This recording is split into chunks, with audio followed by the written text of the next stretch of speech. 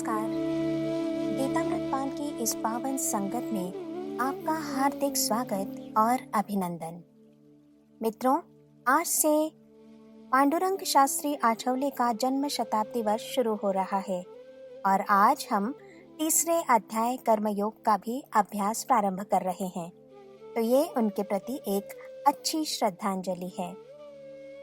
पिछले अंक में हमने दूसरे अध्याय सांख्य योग का अभ्यास पूर्ण किया, जिसमें भगवान ने अर्जुन को समझाया कि काम्य बुद्धि की अपेक्षा साम्य बुद्धि श्रेष्ठ है। इसलिए कर्म करते समय कर्म के फल की अपेक्षा कर्म में शुद्ध बुद्धि रखो, तब कर्म का तुम पर आघात नहीं होगा। लेकिन अभी भी अर्जुन संतुष्ट नहीं हुआ था। वो बोला, भगवान, आप जो कुछ मुझे बता रहे हैं वो सब मुझे मान्य है, परंतु मुझे ये बताइए कि बाहरी दृष्टि से अत्यंत भयंकर कर्म, ये युद्ध मैं क्यों करूं? मेरे आध्यात्मिक विकास की साधना इस कर्म को टालकर नहीं हो सकती क्या भगवान? तत्किं कर्मणि घोरे मा नियोजयसि केशव। कर्म करके ही आध्यात्मिक विकास संभव है, ये बात अर्जुन को स्वीकार थी। लेकिन उसे ये लग रहा था कि इसके अलावा अन्य कोई साधन आध्यात्मिक विकास के लिए नहीं है क्या? और यदि है तो फिर ये भयंकर कर्म करने की क्या जरूरत है?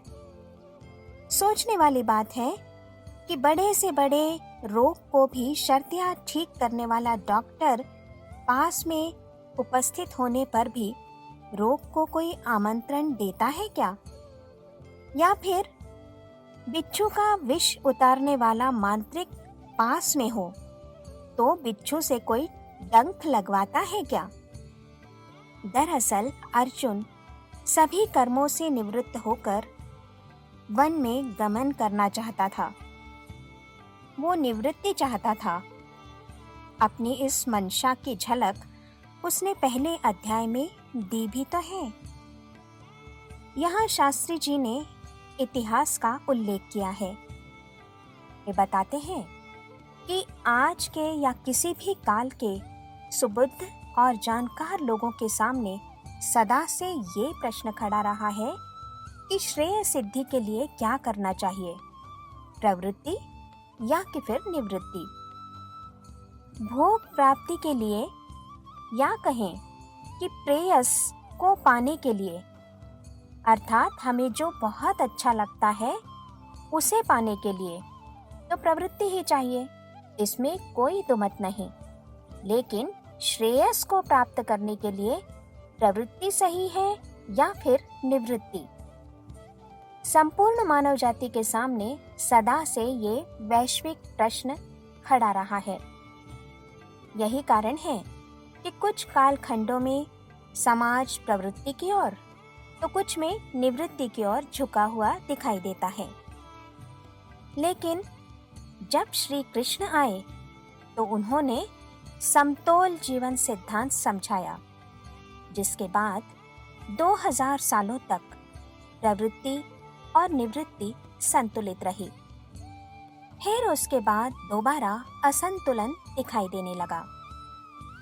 हमें इतिहास बताता है कि समाज में जब प्रवृत्ति की अधिकता ने बिगाड़ मचाया, तब इस बिगाड़ को सुधारने के लिए गौतम बुद्ध और महावीर स्वामी ने समाज को निवृत्ति प्रधानता सिखाई। लेकिन उनके बाद फिर से निवृत्ति की अधिकता के कारण संस्कृति का, नीति का और धर्म का अधःपतन शुरू हो गया। हीन दर्जे के और हीन पात्रता के सन्यासी बनने लगे। ऐसे समय में मंडन मिश्र आए और उन्होंने सन्यासियों के प्रति समाज में क्रोध का निर्माण किया। मंडन मिश्र के बाद शंकराचार्य ने पुनः निवृत्ति प्रधानता निर्माण की। इसके बाद पुनः रामानुज, वल्लभाचार्य आदि आचार्यों ने समाज को फिर से प्रवृत्ति की ओर लाने का प्रयत्न किया। मुद्दा ये कि अनादिकाल से आज तक कभी प्रवृत्ति तो कभी निवृत्ति ऐसे आंदोलन समाज में चलते हुए दिखाई देते हैं। ऐसे समय समाज की आवश्यकता के अनुसार समाज को अधःपतन के गर्त में समाने से बचाने के लिए संतों और आचार्यों ने तत्व ज्ञान कहा। इसमें प्रत्येक ने एक बात आग्रहपूर्वक कही कि वेदों को मानो, लेकिन इस बात पर ध्यान न देते हुए समाज कभी प्रवृत्ति तो कभी निवृत्ति के झोंके खाता रहा। अर्जुन के आगे भी यही प्रश्न है, इसलिए ही उसने पूछा है, तत्किम कर्मणि घोरे मां नियोजयसि केशव, कि कर्म को युक्ति से करके उसमें से छूटना संभव है, ये बात मुझे मंजूर है, लेकिन ये तो ऐसा ही है ना कि पहले मैं कीचड़ में पैर डालूं और बाद में उसे धोते बैठूं। इसलिए ही वो भगवान से पूछता है कि भगवान, बाद में धोते बैठने से बेहतर क्या ये नहीं कि मैं कीचड़ में पैर डालूं ही ना। अब भगवान जवाब देते हैं, लोकेस्मिन् द्विविधा निष्ठा पुरा प्रोक्ता मया नघ, ज्ञान योगेन सांख्यानां कर्म योगेन योगिनां।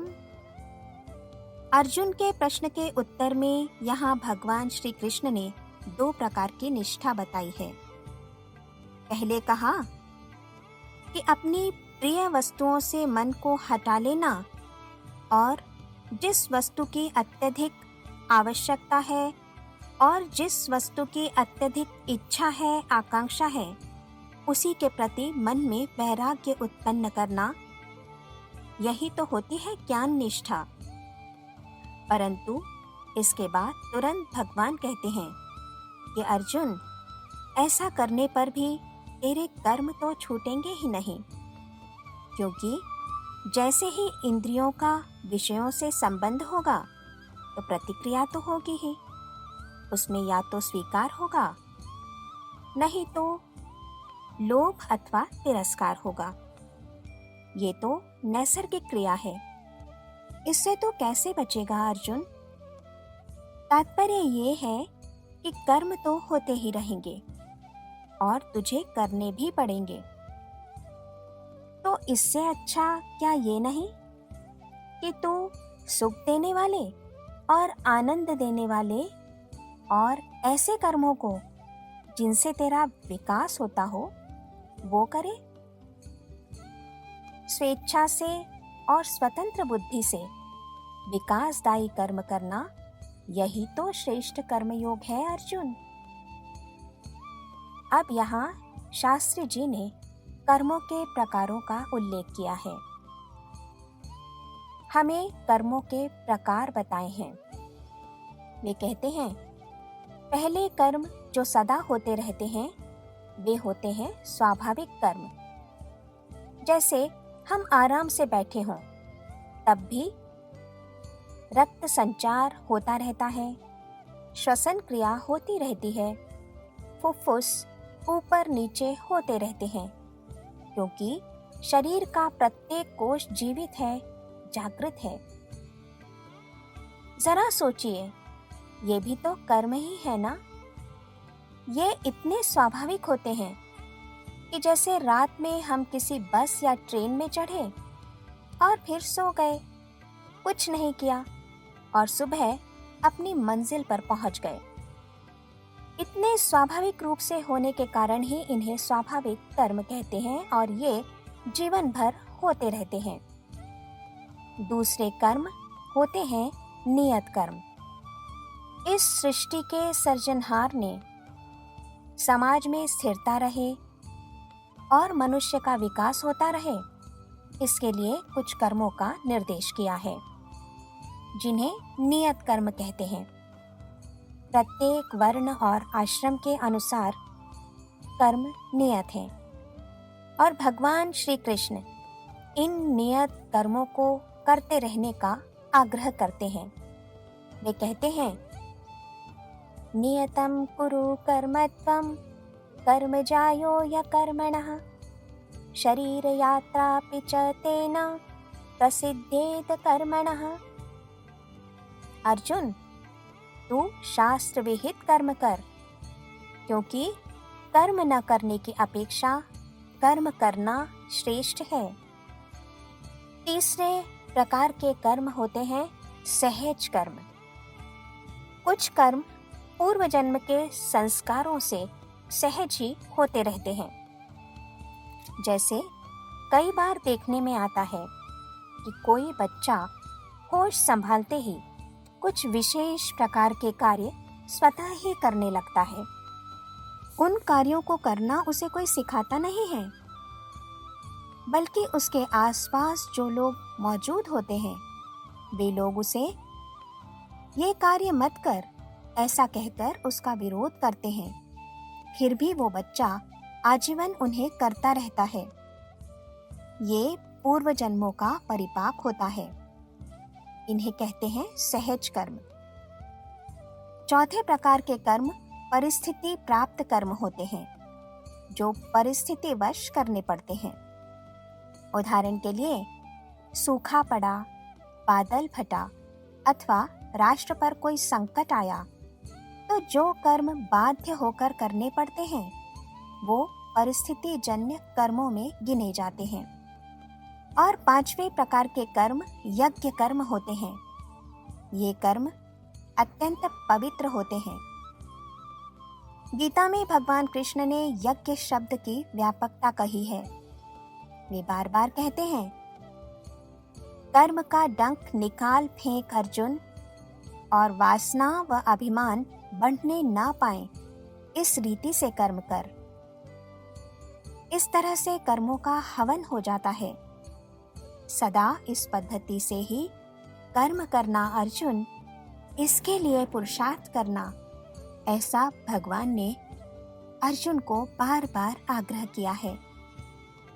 मित्रों, भगवान कृष्ण के प्रति हमारी बहुत आस्था है, तो क्यों ना उनके इस आग्रह को भी हम मान्य करें। आज तक हमने भगवान कृष्ण को माना है, तो आज से क्यों ना हम भगवान कृष्ण की माने। ये संकल्प करके आज हम यहाँ विराम लेते हैं। जय श्री कृष्ण।